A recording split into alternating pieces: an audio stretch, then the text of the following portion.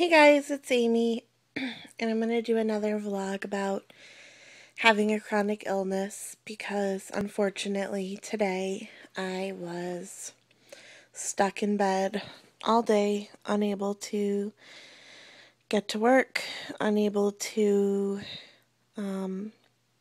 really do anything. I pretty much slept the entire day.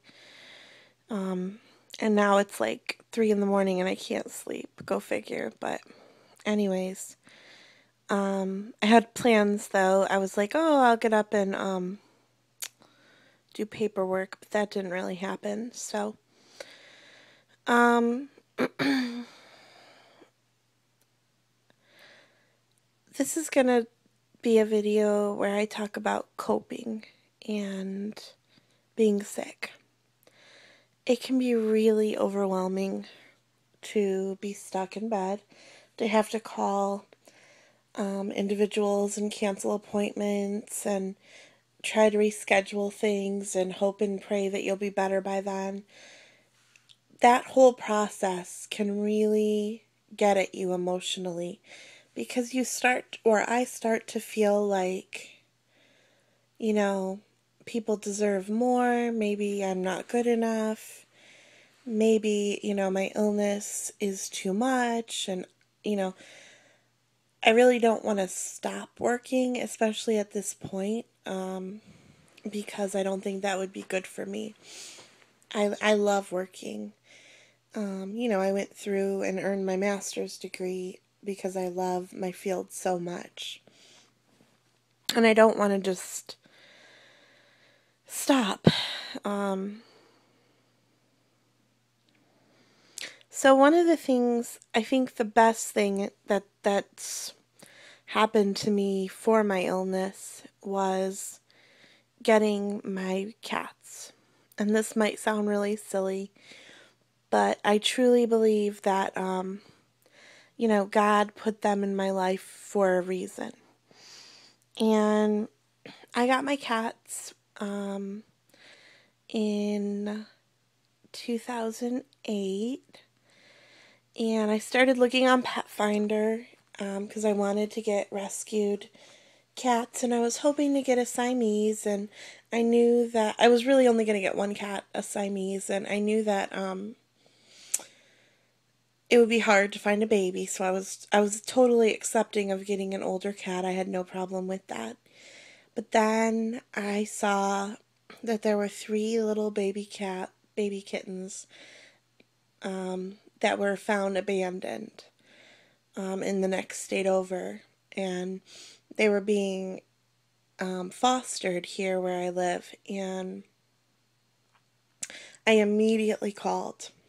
And this particular rescue group, oh my God, the application process was so long. They come out, they check your home.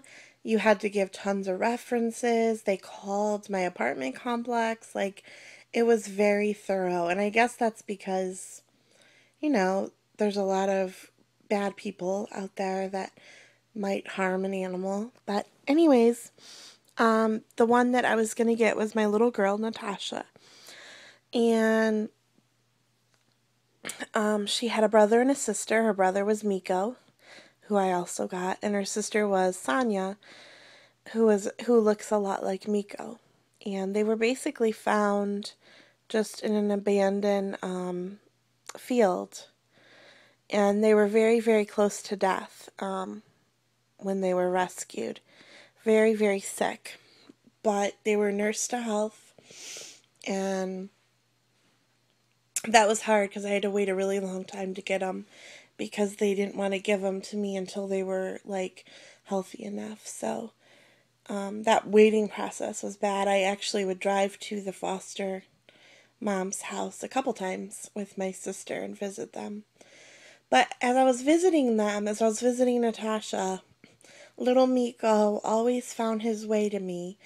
And he had really little sharp claws, and he would climb up my shirt, and he was just so sweet and so cuddly. And the owner of the rescue told me that if I would take him, she was giving him to me at a really nominal fee. I don't even remember. like $25 or something if I would take him with Natasha. And I was like, I don't think I could, it's too much. And I ended up agreeing after seeing him again. And, you know, well, then she was like, we'll throw in Sonya for free. And honestly, I felt really bad to have to break them from their sister.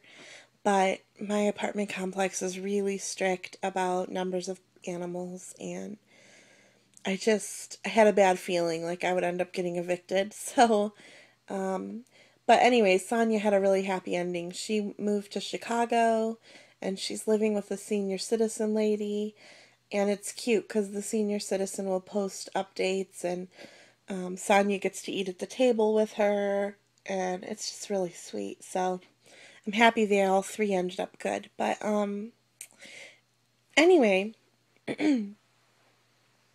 whenever I'm sick, like today, for example, my babies were with me the whole day in bed.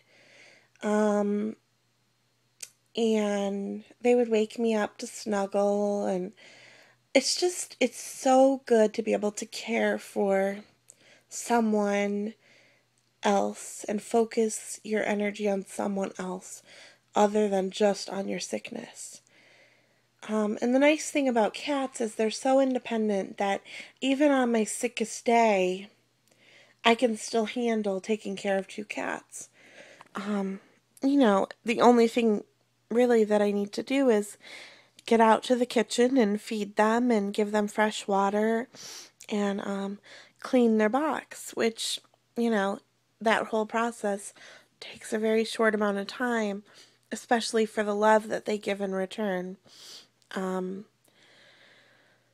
So if you are sick and you're a pet person at all, I would totally recommend getting an animal. Even a fish. I had a fish named Felix for several years. He actually was a goldfish, and he lived like a ridiculous amount of years. I think he lived 4 years. And I loved him. Like, I talked to him, and he was very sweet. Yeah, even if you don't like animals, getting plants to care for, I've heard that's also very therapeutic. I can't have any plants because Natasha likes to totally uproot them and then eat them and then vomit all over the floor. So that's not an option for our house. But yeah, just a thought. I really would like to get a dog at some point in my life with my kitties. But definitely not in an apartment. That wouldn't be fair to him, I don't think. So yeah, just thoughts for the day. All right. I hope that you guys are all feeling well. And to the lady that messaged me about chatting on Twitter, I would love to. I don't really know how to use my Twitter though. So if you could send me another private message with your email address, I'll email you, and maybe you can explain to me how to do that. All right. Sorry guys, sorry this was so long, but have a good night. Bye.